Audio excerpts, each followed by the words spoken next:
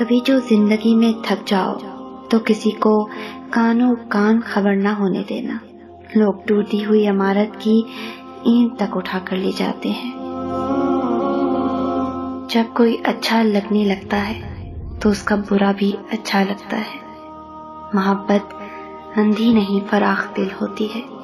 عیب نظر آتے ہیں مگر نظر انداز کر دیتی ہے. بچپن میں جہاں چاہے ہنس لیتے تھے، جہاں چاہے رو لیتے تھے. اب ہنسنے کے لیے تمیز چاہیے اور رونے کے لیے تنہائی. کبھی کبھی ڈھیروں لفظ ہونے کے بعد بھی بولنے کو دل نہیں چاہتا، نہ بتانے کے لیے، نہ جتانے کے لیے، نہ ہمدردی کے لیے. عمر اور زندگی میں کیا فرق ہے؟ بہت ہی خوبصورت جواب. جو اپنوں کے بنا گزرے وہ عمر، اور جو اپنوں کے ساتھ گزرے وہ زندگی. میں نے ایک چیز پر غور کر کے دیکھا ہے. میرے رب نے مجھے کبھی میری ہمت اور برداشت سے زیادہ نہیں آزمایا، لیکن انسانوں نے ہمیشہ مجھے وہاں سے آزمانا شروع کیا جہاں میری ہمت اور برداشت کی حد ہوتی ہے.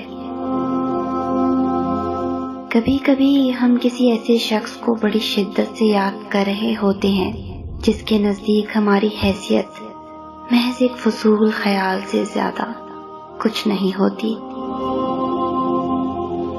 کبھی کبھی زندگی میں رونے کے لیے اتنی وجوہات ہوتی ہیں کہ ہم اندازہ ہی نہیں کر پاتے کہ اصل وجہ کون سی ہے جو ہمیں اندر تک درد دے رہی ہے.